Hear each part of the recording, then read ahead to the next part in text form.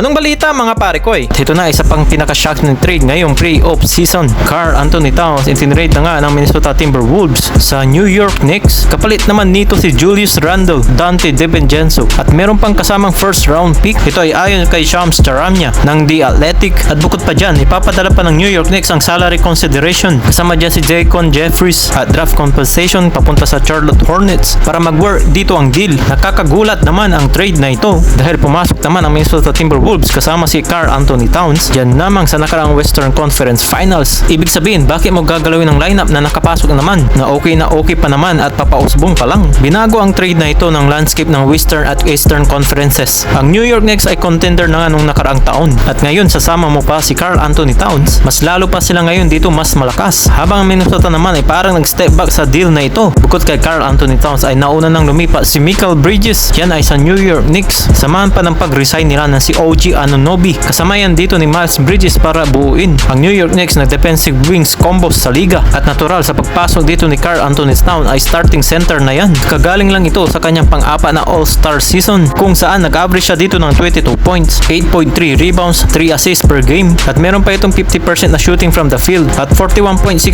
from the Rainbow Country. Dadako naman tayo sa susunod na mapag-uusapan mga pare ko. Si Anthony Davis ay nilinaw na sa Lakers ay gusto niyang may makasamang big man sa next season. Para sa mga idolo natin ng mga Lakers fans, may paggalaw na dito ang Lakers ay meron na nga silang kinuhang bagong sentro ng Los Angeles Lakers dahil nga may mga injury nga sila dito ngayon sa kanilang mga big man. At yan nga si Christian Coloco, ang 24 anyos na defensive big na high potential dahil nga may tira nga ito sa labas. Meron itong mid-range jumper at mabilis din itong kumilos. Meron naman mga Lakers fans na natuwa sa pagkakakuha dito kay Christian Coloco. Pero ilalaro pa lang niya ang kanyang pangalawang season sa NBA sa buong 2023 to 2024 dahil yan kasi ay wala pa itong team to. Pero pwede naman kasi manghingi ng provision ng LA Lakers. Gawa nga ng injured itong si Vanderbilt at nagpa-surgery naman si Christian Wood. Maaari nga silang humingi dito ng hardship exception. Jackson Hayes at si Colin Cottington ang natitira na sentro sa Lakers. Mga kasama din naman na ito ni Anthony Davis kaso nga lang sa bench nga lang din. Hindi naman totally babalik si Anthony Davis sa power forward position. Gusto niya lang kasi bawasan yung load sa number 5. Pero naman kasi ito naman ang kagustuhan kasi ni JJ Redick. Naging effective kasi yun ng 2020 season dahil nandoon sila Dwight Howard at JaVale McGee. At nakasama pa nila dito si DeAndre Jordan. At nakasama pa nila si Thomas Bryant. Sayang ding itong batang player na si Thomas Bryant. Pinakawalan pa eh. Ang career average dito ni Anthony Davis ay 24 points at 10 rebounds, 2 assists at 2 blocks per game. Kung ikaw naman yung coach ay makikita mo agad itong stats na ito. Mas effective kasi si AD kapag sa power forward. Kaya pinipili na dito na makuha si Dwight Howard para sa LA Lakers dahil matagal na itong hinihintay ng mga fans din. Dahil marami ang naghihintay para sa management ng Lakers kung anong mga susunod na galaw nila dito. Ano kaya masasabi nyo dito mga pare ko eh? Tara pag-usapan natin yan sa comment section sa baba.